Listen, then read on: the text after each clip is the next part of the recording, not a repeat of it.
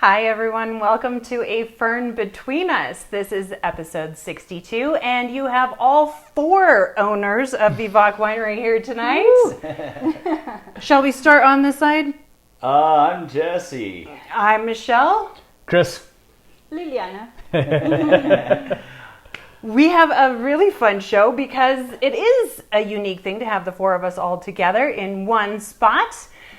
So we are going to start with a little bit of a check-in. Then we're going to do a tasting of this month's Wine Club wines, which is the Divino and the Diavolo. And then we're going to answer some of the questions that you guys sent in that you wanted to know about the four of us and what it's like behind the scenes. So let's start with that check-in. How is everybody? You guys are freshly back from Mexico. You guys got to spend a couple of months traveling around, visiting your family. Yes. What were some of those highlights? Ooh. Tell them a story, babe. I don't know. I mean, of course I love Mexico, so I loved every single part of my trip. But visiting the family was one of the major points, so that was really fun. Were there areas that you visited that you had not visited previously? Oh, yeah. Yeah, we went to many places that for the first time, like we visited Huasteca Potosina, which was really fun. Mexico City a little bit. Mm-hmm. Campeche, Puebla. What else? Mérida. Mm-hmm. What else did we visit? Yeah. I was Valladolid. Huasteca Potosina is like all these like amazing rivers where they have these waterfalls and you get to swim in the rivers and jump off the waterfalls into the next pool, and you hike. So you hike and you swim and you jump. So you're like literally, and it's like they can be different heights. So that was a real highlight, especially for the kids. Zip lines. It's very cool. Interactive. It wasn't just a beautiful sight. It's like you participate. That was pretty sweet. Yeah. Adventure tourism. It's like an outdoor for people that likes outdoors. Yeah, that's the place. And we just visited one place. There's like tons of waterfalls and places that you can go and explore and kayak and that's awesome. The same with all the cenotes around Valladolid that we visited. That was that was a lot of cliff diving and stuff that I didn't know like existed in cenotes. I thought you just kind of look at them. No. But no. It's way more like it's not like swim. And then it's cliff diving and zip lining and all that other kind of stuff too, which was really the sweet. water in the cenote is so cold. But it's perfect, it's outside is hot and super humid. So by the time you get there, because sometimes you gotta walk down a million steps or hike or whatever, You've been visiting the temples. Yeah. Oh, so you those are get hot there days. and it's like Right? Oh, clear, beautiful water, cold and refreshing. And so cool. Super awesome. And it heals you. That water. It's cold, but it like brings you back to life, and then you can enjoy the rest of the day and I love it. have a margarita that night. Yeah. Sweet. That was really fun too. That was so cool. I love it. Well, welcome back, guys. We missed you while you were gone, but it's so good to, have that respite and get away. So we're glad you guys got to have that too. It's good to be back. And Jesse is fresh off surgery. Had surgery yesterday. I got Owie. I'll get up close. You guys can see this. Ouch. It's pretty nasty. Ouch. I had a little tumor on the salivary gland taken off. Who knows why it was there, but they think it's good. As in benign? Lots of, we'll get pathology back, but they really do think it's probably good, so I'm happy about that. Mm-hmm. Took a bunch of pain pills yesterday, but today, no. So I can enjoy some wine with you guys. Did you tell the doctor, I am not a tumor? I am not a tumor. Like Arnold Schwarzenegger, yeah, exactly. That's awesome. Well, we're obviously really glad that you are on the other side of that. Yeah, me too. Yes. Congratulations. Very helpful, very excited. Right, and we had Denali's birthday. She turned 15. Ah! Whoop, whoop. I can't believe it. Gonna get a learner's permit here in the next week or so. I don't quite understand how we're old enough. How we're old enough to have a 15-year-old. That's continues to be a struggle. Like that's still unbelievable how quick No. it's happened. It's like What? Too Yeah. fast. We don't want to. That means we're getting old too. Which I still think I'm 29 or something, somewhere in there. You know. Totally. And we do have some exciting stuff happening. Today is July 1st, so we have a lot that's kind of changing for the state, for laws, a lot more opening up. And so, Liliana, you want to tell us about our happy hours are back. So we can finally have happy hours again. Yay! So it's starting Saturday, and of course it's a holiday weekend, so we're gonna have music Saturday and Sunday. So Nice. Come on down. Welcome to come, yeah, and join us again. Yeah, it's going to be so nice. Every time we, pass by or I'm coming back from some other event or something and drive by and see all those cars and people enjoying our space again, it makes me so happy.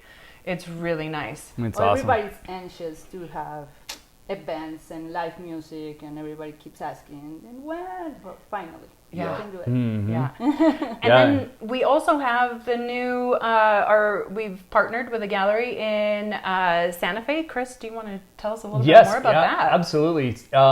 So we partnered with some wonderful folks at Amio River Gallery on Canyon Road, the famous Canyon Road in Santa Fe. And we have been slowly, painstakingly going through the process of getting our license to be able to actually open up a tasting room or wine bar at their gallery in this space that they've carved out in the back that has an outdoor and indoor space for this beautiful tasting room. It's going to be absolutely gorgeous all 4 seasons of the year. And yesterday, it passed the final sign off from the city, so that was like a big relief. And basically we just have a few formalities left, and the license should be in our hands. And so that was huge. Cause for celebration. Cause for celebration, to say the least. It should be maybe in the last week or 2, 3. We should get it, but who knows? It's hard to say how long these things are going to take, and like I said, they're just stamps. So they're formalities. It just needs to get stamped, and then we need to get the license in our hand. But that could take, I don't know. It could take 2 weeks, 3 weeks, a month. I don't know what it's going to take. Yeah. But when it happens, and you guys will be the first to know. Absolutely. And I think a lot of people forget that, we live in a country that really didn't fully come back from prohibition, and there are a lot of really strenuous laws around alcohol. So anytime we try to do something new or different, they really want to vet what we're thinking about. Right. You want to expand your license? What? Wait. You want to be in another location? Hold on. Wait, we have to check with the Puritans, make sure that's okay. Also, speaking of prohibition, New Mexico just passed into law legalized marijuana. Yes. And I think it's going into effect right now, July 1st. Tuesday. So Tuesday, it sounds like I happen to have a medical card. I think some other people have medical cards too. And I was alerted the last time I was there. Yeah, I mean, you're back. Ouch. That they said I still needed my card when I went, but that starting here at the beginning of July, you won't need a card anymore to go to those dispensaries. So wow. I don't have all the details, obviously, but it's pretty exciting. It's not our business, but... Yeah, cool. It's exciting. You never know. Maybe far down the road we'll have a cannabis wine. You never know. Well, guys, are we ready to talk about the wine? Yes. We are currently drinking the Divino. We have the Divino and the Diavolo. We have the Divino and Refosco. Oh, I'm sorry. Yes, thank you. The Divino and the Refosco. We're going to start with tasting the Divino, which I've been really loving sipping on as we've gotten started. We just sent these 2 wines to our wine club like 2 weeks ago, and so everyone should have them at home in hand, hopefully. Or you already drank them and enjoyed them, or you're about to, or you can rewatch this on YouTube when you open them. There we go. So this is one of my personal favorites.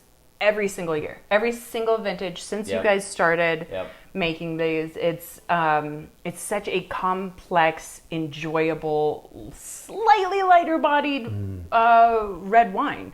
And I feel like it's the perfect time for talking about those kind of wines in summer and the heat, but you Yes. still want to have a red wine and having something a little lighter. I love that. Yeah, that I would say that's one of the biggest perks of the Divino is that it is a red and it's complex, but it's not so heavy and it's not Yeah. so hard heavy with the tannins. You know, the huge tannins. It doesn't have huge tannins, but gosh, you know, you can have it. You know, you keep it cool and you bring it out and it's cool and you have barbecue or you have whatever you're doing during the day or early evening or something in the summer, and it doesn't have to be a white and it doesn't have to be a rosé even though it's hot. And it'll go with your barbecue, you know, it'll go with those dishes. So To me, the Divino is always like one of our most complex wines as well. I feel like it's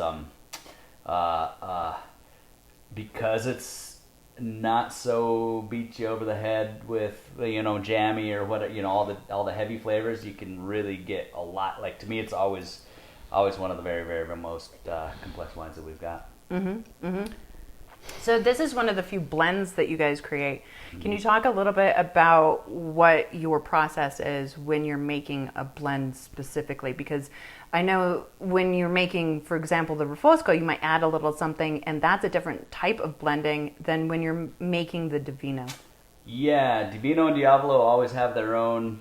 So Chris and I actually just made a bunch of blends the other day. We've got a few more to make. We tapped ourselves out, but because you can only do so many before you get palate fatigue and all that.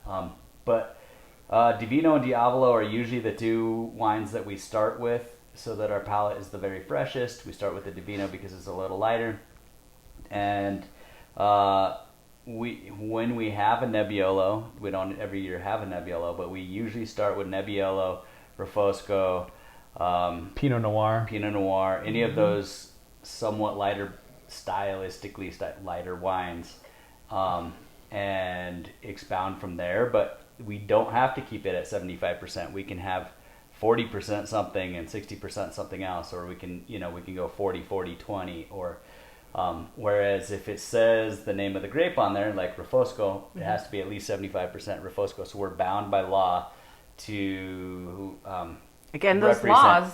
No, and that's a good thing, you know. But especially in this case. But if you have a blend, it's a proprietary blend. We can make it whatever we want it to be, and that kind of freedom is awesome. I wouldn't want all the wines to be like that. I Nope. really wouldn't. These wines take us the longest for blending, and there's no right and wrong answers, so that makes it difficult. But It also creates a very different wine each vintage, and yet you guys do a great job of keeping it somehow in the same pocket, which really I think try. is so important, because it's you've created a following for these wines, and people are looking forward to the new expression of that wine, but they don't want it to be a completely different thing. And Yeah. I think that's really incredible. So do you also taste the wine from the previous vintage? often.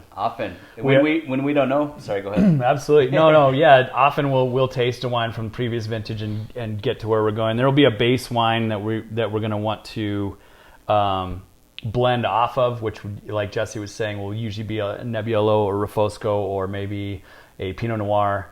That will be maybe 30% or something like that. Like a large percentage of that wine will be that, or 40 or 60, depending.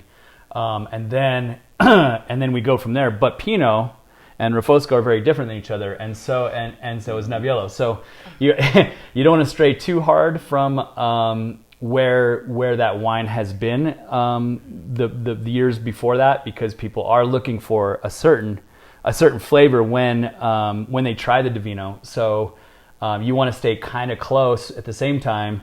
If we don't have a Pinot and we had a Pinot last year, Right, or a can't. Nebbiolo, right? So sometimes we have to we veer, and it does, and it changes, and it waves up and down, but it's always fun. It's a really really fun way, and we could spend all day just making a Divino blend. And actually, we have. I love it. That's happened before. That's happened before. And Lily, is there a specific chocolate, those gorgeous, amazing, jaw-dropping truffles that you make? Is there a specific one that you like to pair with the Divino? I probably would say the caramel bar. The caramel bar. Caramel bar. Which I'm glad that you actually are talking about that one too, because I think a lot of people think of caramel and they think of a very, very sweet caramel, and it's not. And with that dark chocolate that you make, adding that in creates a very creamy, amazing experience on the palate, but not this super sweet thing. And I love that about your chocolates. Thank you. I will share that I honestly do go out and try different chocolates every time I see You that there don't, are. Michelle. I know. You don't sorry. try other chocolates. I'm sorry. I do. I She try also them. cheats on the winery, by the way. She drinks other wines.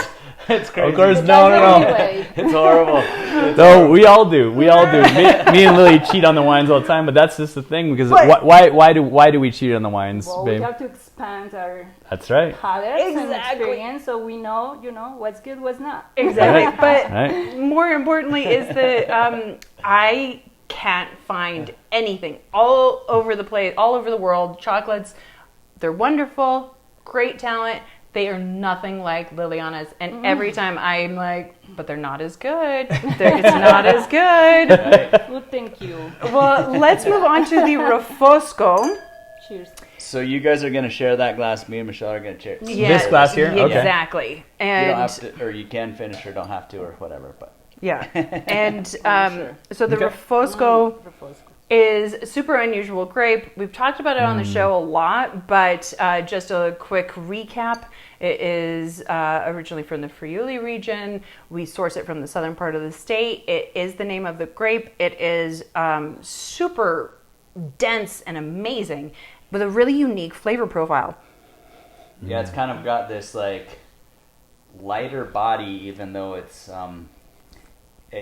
you smell it, you think it's a deep, rich wine, and it's like a medium body or medium to heavy body red. And it finishes with a lot of tannin, but it's got such juicy fruit up front. Got juicy fruit. So at times we've described some vintages as like fresh garden peas or watermelon or something like that. Other times it's way more berry. This one has a lot of watermelon in it. Yeah, I know. On the top, Yeah. it's like And it's watermelon. I love it. I love yeah. it. My favorite. And Chris and I were blending the other day, like we mentioned, and the 2020 vintage was kind of lightening up the blends. Anytime we put it in there, it was like, Oh, wow. sometimes it's a good thing, sometimes it's not, right? And for certain blends, like you don't want your Cabernet to have like kind of a vacuous mid palate, but other things you kind of like the airiness, and so we're having to weigh that quite a bit. Sometimes some vintages the Refosco doesn't have that as much, other times it does. Why I do you love think that is?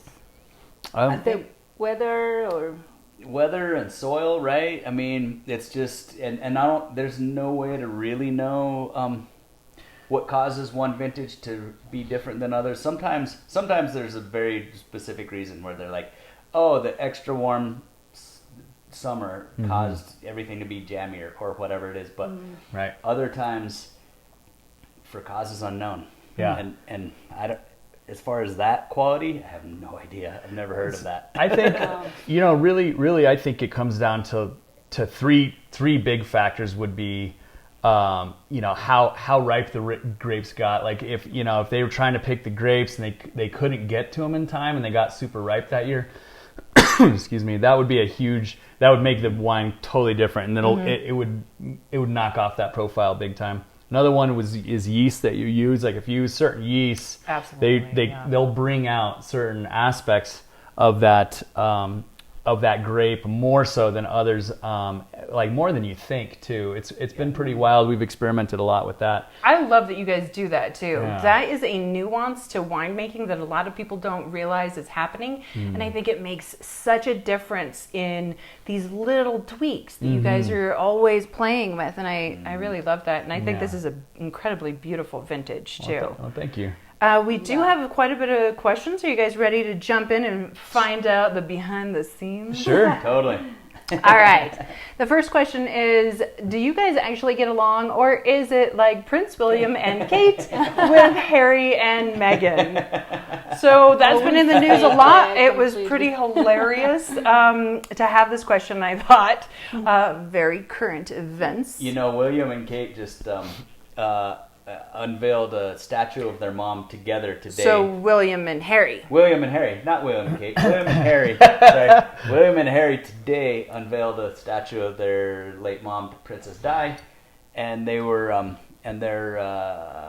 seen there getting along and blah blah blah. So that's the first time since Harry's interview with Oprah where he divulged a bunch of stuff, and it was kind of like a rocky. They've had a rocky relationship apparently for the last few years, and especially now.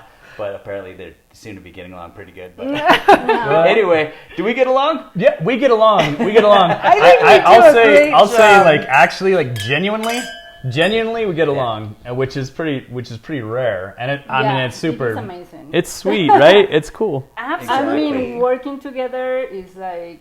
It's hard. To work hard, together, hang out, our And families. to be able to do that is like. Yeah, it's a rare story that we have here. I will say I'm not really up on the whole royalty deal, so I'm going to go ahead and fake through that. But I can talk about us and what we are, and I do know that this is rare. Whether it's rare in the royal family or not, I'm not so sure. I don't know. I'm not up on the story, but yeah, I would say that, and I love you guys. And I'm honored to be part of this family and hang out with you every single day. So Totally. I completely agree. Love you guys so much, and I think it's such a unique thing that we can actually enjoy working together and enjoy each other's company. Yeah. Yes. Yeah. What were you gonna say, Ben? I was gonna say, of course, we still do work together. It is, it's hard sometimes, and it's not perfect, but Yeah, exactly. we have pretty damn spats. good. That's what I was gonna say. With Sometimes spats. we have differences. Totally. Like, we don't agree on some stuff. Yeah. Then Exactly. We all like, how do you say, level-headed or something? Yeah. So we Yeah. can, Right. we have to work this out, and well, Yeah. you know what? things happen. But Totally. I love. that's where. Totally, absolutely. We haven't had to put the boxing ring in the vineyard yet, but we still will arm wrestle sometimes. So Every once in a while. there's that. There's also never been a moment where one of the couples wanted to move to a different continent because of disagreements. No. We can seem to always come to the base of what's happening, and I think the other thing that's really unique is that we have similar aesthetics. So we like yes. a certain look, and that has Yeah. always, since the Yeah. beginning, we've been that in was agreement. helpful. Yeah. Right? You know, I mean, imagine if somebody really wanted this to be a completely different feel with like Hot pink. cowboy hats. Cowboy hats. And you know, like I don't know. There's lots I of like different ways. cowboy hats. I do too, Or but putting you puppies know, on the label the whole Right. time. Or, Yeah, something. Or You know what? One step further, we like the same. We like the same quality in the wines and the same style of wines. That was huge. If there was one of us that was like, no, this should be only sweet wines, for example. Like Right. we might have had Only an apricot issue. wines. Only apricot. Yeah, we have to have apricot. Where's all the apricot? We have to have at least half apricot, right? yeah, No, that would no, be no. really hard. there are things that could be a deal breaker. Yeah, and I think it was obvious right from the start, and I think that's part of what has kept us over all of these years doing so well, so that the disagreements are so small. It's not a huge thing, Yeah. No. and I think that's really cool. Totally. Next question is, what goals do we still have for the winery? Looking forward, what do we Holy want? smokes, do you want me to take it? Go for it. Take it. Making more money. We want to start a B&B. Yep. We want to plant out the rest of our properties in grapes everywhere. So that's here at the old winery behind my dad's house, also by the tasting room where we have 12 acres and we only have about 5 of it planted. So like plant out all the rest of that, and over here that's 10 acres. Those are 2 huge things, and then maybe build a facility that's actually big enough for because we're in like 3 different spots now. Yep. Build a spot that's big enough for all of it. What do you think? What are you thinking? I was going to talk about maybe making sparkling water. Oh, yes! Sparkling wine. Yes. I like that idea. Which actually is one of the questions too. Is people ask over and over and over again. I can't tell you how many times we've talked about it, but they want to know when that sparkler is coming. Liliana and I are all about that too. We keep saying, when's the sparkling coming? Well, Chris too. I'm the odd man out. Chris is actually a huge sparkling wine too. Huge sparkling. We were just talking about somebody that doesn't get on board. Sparkling requires 2 things. It requires base $100,000 in equipment that we don't have, and the place to put it. So a huge building that would house all that, and then I'm there. So it's happening, but it's a much bigger thing to say, oh, you make this white wine, you make this rosé, you make this red, how come you don't make a sparkling? Yeah. Well, sparkling is a whole nother set of equipment and a whole nother process. To do it right, too. Which is how you want to do it. Exactly. That's something that I think is so important is, Jesse and Chris are making their wines so specifically for each vintage, each style, and so they're not going to suddenly just start sparkling something to get it in a bottle. It's to do it in the very old school, right way, traditional manner. We also want to put in a nice little spot so that we can host a few more events with a few more people. Woo-hoo! Yeah, we are very excited about that. We've had so many calls for weddings and events, and we just don't really have the place to like separate out a spot for them that works. Especially because we have spread out a little bit post-pandemic as we're welcoming people in. So many people are coming to join us. They want a little more space. We are allowing for that, but that also means we have less space on the property. So all of you contacting us for your weddings, your anniversaries, your graduations, your parties, your celebrations of all sorts, we want you to come. It just might be next year before we can really facilitate those really big ones that you guys want. So I'm very excited about that too. And excited that so many people want to come join us and want to spend their special day with us. I think that's fantastic. We're so honored. So cool. All right. Next question is, what is the biggest difference between the 2 couples? Oh. Why don't you take this one? You take that one, baby. What's the biggest difference between this couple and that couple? I don't know. I think we always do things the same. I don't know. Like I know, it's so ridiculous. She got pregnant, I got pregnant, so and so. Like always, we got engaged. You guys got engaged. We got engaged. Married. Same year. I don't know. Yeah. I think the only real difference is that we have lots of tattoos and you guys don't have any. Oh yeah, that would be one. It's literally the only. We have thing. 0. You have. That's a big difference. That'd be a difference. A lot of people think that you and Jesse are. What's your name? My name Jesse. Oh, okay. Nice I was to meet taking you. opiates yesterday, so I don't know. Evidently, I was too. Apparently, when I was coming out of anesthesia, like I woke up like being wheeled around, and I was like, "Yeah, I'm here." And he was like, "Yeah, you were just telling blackout stories from college." I was like, "Really? Oh no, I wonder what I told him." Whoa! yeah. I was like, wild. "Oh no!" Oh jeez, that's hilarious. I don't know how that came. Oh yeah, opiates. All right, go ahead. I was just gonna say a lot of people have confused you two as twins, and oddly that sort of became confusing for people to attach which wife went with which brother. Right. So a lot of people started to meld us into I don't know, I can't tell them apart, and I think that's in part some of where this question for this person writing in was coming from was how do you guys differentiate? And he always wears glasses. Glasses, Jessie, glasses. She has an incredible accent. Incredible. She's Mexicana. Right? That's a big difference. You know, You would think we're all that would these be like a thing. honkies over here. You know? Yeah. There's we do motorcycles. I mean, not you, but me and the kids. And you guys don't. You and your kids don't do motorcycles. No, so you're no. your kid. Yep. Yeah. So there's a difference there. There's I don't know. It's funny. It's hard funny to to be say. put on the spot with that because Like, how do you? yeah. We have our own personalities for sure. But yeah, I mean, I think that's Well, also yeah. part of why we're a success story for Yeah. the winery itself and why we get along so well is because we're so similar.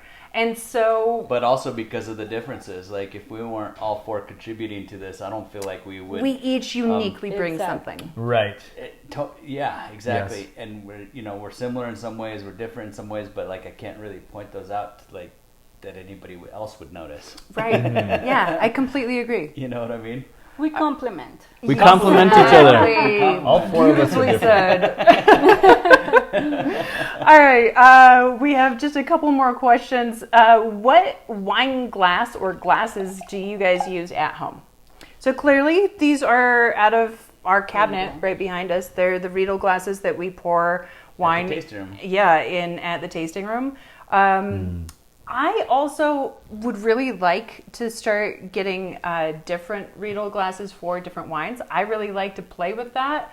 And so often I actually pour one of your wines that we're going to have for dinner in the larger goblet size as well as this and decide this which is a one I 12 want. ounce Riedel, and then we have a 16 ounce Riedel in the cupboard that you use. So that's- But I would like to play with it even more. I'd like the Pinot Yeah. glasses and the Syrah glasses, and I Sure. would like to have that at home just for my own geeking out. Mm-hmm. We But got do the you guys have space. any of those? Seems Yes. like you guys Yeah, have we have better some of those, collection too. of wine glasses. We have a few different ones, huh? We have the 16 ounces, and then I have one that is. I just can't talk about it because I don't know much about it, but I like it a lot, and I got it from some wine, anyways, connoisseur. What's it look like? I think it's called Gabrielle or something. It goes super Something fat, Gabrielle and then or it comes something. up like that in the middle, and it is so nice. And It the is also very nice. I like it. I mean, it's amazing the flavors that come out and the smells that come out of the top of that glass. It is different than this, and It and is different. yes, Yeah. I It's love not playing Riedel, with it's, that. it's a different brand. The- But it's also crystal and it's oh yeah, yeah. it's Very it's cool. incredible. And then of course we have champagne flutes. We never Yeah. Yeah. but for both reds and whites we use this glass Yeah. because it is for both.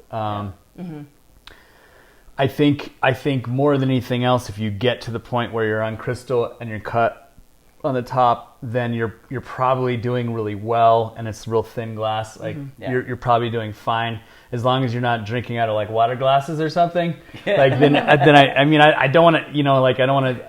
There is something in the glass for sure. I wanna definitely say just that. keep drinking wine, no matter if you're drinking it out of the bottle Yeah, itself. I mean, you could be drinking out of a can. Yeah. As long as you're drinking wine, that's good. But yeah, if you've graduated to this level of glass, like you may have gone far enough. Like you don't need to look into it too much further as far as advice to somebody else. And for us, like usually when I'm drinking wine at my house, it's going to be like I'm off work. So I'm ready to not think about it the entire time and rather enjoy it rather than just make it work again. So yeah, it'll be out of the same glass the whole time. And then at work, when we're doing tastings and stuff, I want it to be the same glass on all of them. Yes. So that I can be really clear to make the differentiations between each thing. So then once again, it's the same glass. Right. So I'm kind of like, if you want a set of our glasses, they're great. Yes. And we can mail we could mail 12 of them to you, and it does wonders for your wine. So That's a really good point. And one of we the have things the best that prices on Riedels that you're gonna find. I mean, That is maybe one day you'd find them at World Market for $1 less. But it's not really Riedel. yeah. I mean, yeah, basically we've got the best price. It's I think it's still $10 a stem, isn't it? $10 a stem instead I mean, of 20 in the store. One of the things that I think is Rosado. important, just something that I personally, as I'm scrolling social media, that I see a lot is people putting red wine in champagne flutes. And I think you're lacking a lot of experience with that wine just because of the glass. Yeah. And it's not that you're wrong. Enjoy it any way you want. And they are beautiful. And I think that's part of why people want to use them. But you are missing a lot of that experience of that wine. Yeah. All right. What is each of your favorite Vivac wine and non-Vivac wine right now? Jess? Do you want to start since you've seen this question first? We all need a second to think. The thing is I try to specifically not preemptively think about these things because I think it's like cheating. Spontaneous is better. And so I think currently on our list, I love the Abbott Merlot. I think that's one of my favorites routinely, but I feel like it has a more raisined component to it in this vintage than previous, but still has some really bright kind of red fruit levels to it. So it balances itself out. I also just love that it comes from one of the state vineyards that we have. And non-Vivac... I just picked up an amazing Gruner from Hungary at Trader Joe's that was super cheap. And it was a really balanced, very minerally... Yes, it was excellent. I just tried it. It was so excellent. So good. Yes. It was like $7.99. Wow. I know. Yeah. And I love Hungary. I have a real, soft spot for Hungary. So...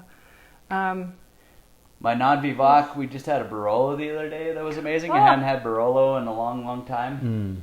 Amazing. I love Barolo. Barbaresco, Brunello, any of those are amazing. But Barolo, even better. And then